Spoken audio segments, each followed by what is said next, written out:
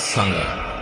कहने को तो नाम ही काफी है, लेकिन दुर्भाग्य है कि हमारी आज की पीढ़ी नाम के अलावा कुछ नहीं जानती। मेवाड़ वीरों की भूमि है। यहाँ कई शूरवीरों ने जन्म लिया और अपने कर्तव्य का परवाह किया। उन्हीं उत्कृष्ट मणियों में से एक थे राणा सांगा।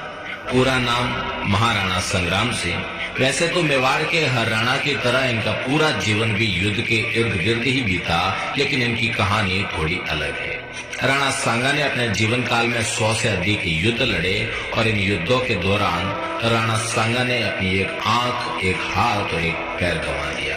फिर भी राणा रुका नहीं, झुका नहीं। कल्पना करिए, एक योद्धा जिसके शरीर पर 80 घाव है, एक हाथ नहीं, एक पैर नहीं, एक आंख नहीं, फिर भी वो रणभूमि में दुश्मनों को अपनी तलवार और भाले से मौत के घाट उतार रहा है, तो वो सिर्फ राणा सांगा है। खानवा के युद्ध के दौरान जब सभी राजपूत शासक राणा सांगा के साथ खड़े थे, बाबर मैदान छोड़कर भागने वाला था, उस वक्त शीला द्वितीय, जो सांगा का रिश्ते में उनका सगा बेनोई था, 30,000 घुड़सवारों के साथ एकदम युद्ध के बीचों बीच बाबर से मिल गया। भारत के भाग्य का फैसला हो गया।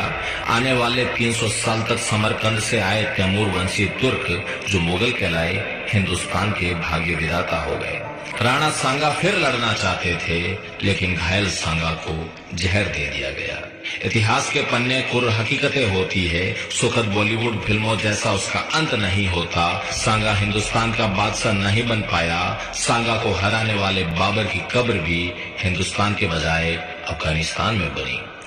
राणा सांगा ने 100 से अधिक युद्ध लड़े, जिनमें मात्र एक युद्ध में पराजित हुए, और आज उसी एक युद्ध के बारे में दुनिया जानती है। उसी युद्ध से राणा सांगा का इतिहास शुरू किया जाता है और उसी पर खत्म किया जाता है। राणा सांगा द्वारा लड़े गए खंडार, अहमदनगर, बाड़ी, गागरोन, बयाना, ईडर, खातोली जैसे युद्धों की बात आती है तो शायद हम बता भी नहीं पाएंगे, और अगर बता भी पाए तो उतना नहीं जितना खानवा के बारे में बता सकते हैं। भले ही खातोली के युद्ध में राणा सांगा दिल्ली के इब्राहिम लोदी को दिल्ली तक खदेड़ दे, वो मायने नहीं रखता। बयाना के युद्ध में बाबर को भागना पड़ा हो, वो भी मायने नहीं रखता।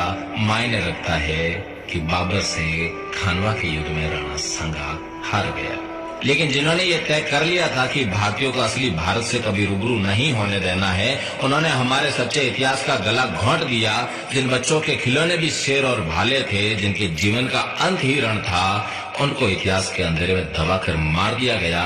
वो भी ऐसे गला घोंट कर मारा गया कि किसी को चीख तक सुनाई ना दे।